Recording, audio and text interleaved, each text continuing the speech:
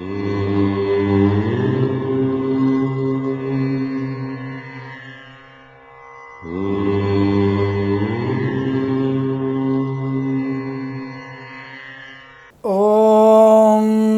శ్రీ గురుభ్యో నమః.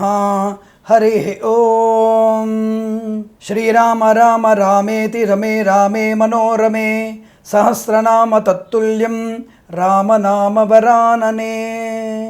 అందరికీ నమస్కారం. ఆస్ట్రో సిండికేట్ ఛానల్ని ఆదరిస్తున్నటువంటి మిత్రులకి, శ్రేయభిలాషులకి, ఆత్మీయులకి, బంధుమిత్రులకి అందరికీ కూడా సాదర స్వాగతం పలుకుతున్నాను. మళ్ళీ ఒక్కసారి మీ అందరికీ విజ్ఞప్తి, దయచేసి ఈ ఛానల్ని సబ్స్క్రైబ్ చేయండి, 10 మందికి తెలియజేసేటువంటి ప్రయత్నాన్ని చేయండి. అందరి ఆదరాభిమానాలను కనుగొని తప్పకుండా ధర్మపరమైనటువంటి సందేహాల నివృత్తి, వాస్తు సంబంధమైనటువంటి దోషాల నుంచి బయటపడడానికి సులభమైనటువంటి మార్గాల గురించి మీరందరూ నన్ను ప్రశ్నించవచ్చును. అటువంటి ఉపాయాలను కూడా తెలుసుకొని సుఖమైనటువంటి జీవితాన్ని పొందడానికి శుభాయమానమైనటువంటి ఈ యొక్క ఆస్ట్రో సిండికేట్ ఛానల్ని దయచేసి సబ్స్క్రైబ్ చేస్తారని ఆశిస్తూ సర్వేజన సుఖినో భవంతు. అందరికీ నమస్కారం. ధర్మ సందేహాల భాగంలో ఒక సోదరుడు పూజా సమయంలో దీపము కొండెక్కినట్టయితే అది దోషమా అని అడిగి ఉన్నారు. ఖచ్చితంగా అది దోషమే. పొరపాటున కానీ, గ్రహపాటున కానీ, యమరుపాటుగా లేనప్పుడు దీపము, దేవుడి దగ్గర ఉన్నటువంటి దీపము, దేవుడి మందిరంలో ఉన్నటువంటి దీపము కనుక కొండెక్కినట్టయితే దానికి ప్రాయశ్చిత్తం అనేటువంటిది ఉంటుంది. ఆ దీపం కొండెక్కగానే 2 దీపాలు వెలిగించాలి. ఒక దీపం కనుక కొండెక్కితే ఆ దీపానికి దోష నివృత్తి కొరకు 2 దీపాలు వెలిగించాలి. మళ్ళీ పునఃపూజ ప్రారంభం చేయాలి. మళ్ళీ మొదటి నుంచి పూజ ప్రారంభం చేయాలి. స్వామివారికి ఆచమనం చేస్తూ, మనం ఆచమనం చేసి స్వామివారికి మళ్ళీ దీపారాధన దగ్గర దీపాన్ని శుభ్రంగా కడిగి దానికి అలంకరించి స్వామివారిలో 3 రకాల ఒత్తుల్ని, అనగా 3 ఒత్తుల్ని, సాధ్యం త్రివర్తి సంయుక్తం అనగా 3 ఒత్తుల్ని ఒకటిగా కలిపి ఆ ఒక దీప ప్రమిదలో ఉంచి ఆ దీపాన్ని వెలిగించాలి. ఒక దీపం కొండెక్కినప్పుడు 2 దీపాలను వెలిగించాలి. అది మందిరంలో ఉండి పూజా మందిరంలో దీపం కొండెక్కినప్పుడు మాత్రమే. తులసి కోటలో దీపం పెట్టాం, కొండెక్కింది, పర్లేదు, అమ్మవారికి అర్పణం అనుకోవాలి.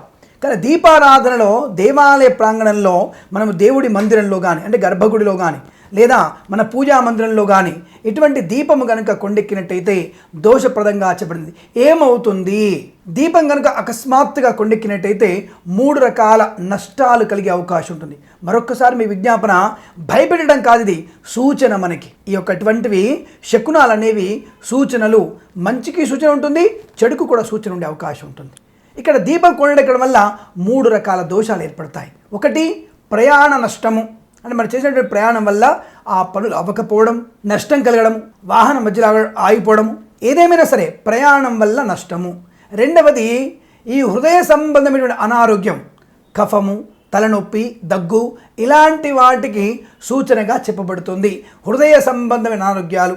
మూడవది, ఆకస్మికమైనటువంటి ధన నష్టము.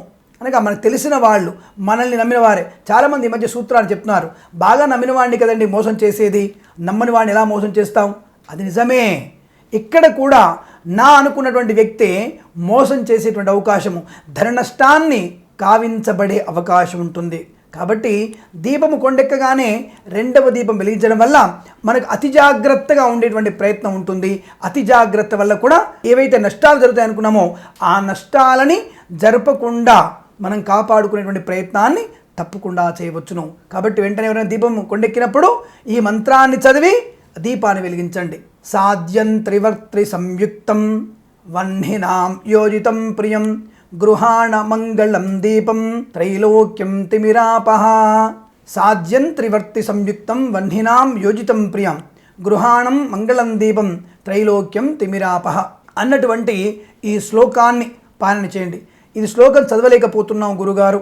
సర్వమంగళ మాంగళ్యే శివే సర్వార్థ సాధికే శరణ్యే త్రయంబికే గౌరీ నారాయణి నమోస్తుతే అన్న ఈ శ్లోకాన్ని కూడా కనీస శ్లోకాన్నైనా చదువుకొని ఆ దీపానికి గంధము, కుంకుమ, అక్షతలు అలంకరించి ఆ దీపానికి నమస్కరించి కాసింత బెల్లము, పెసరపు దీపానికి కూడా నైవేద్యాన్ని పెట్టాలి.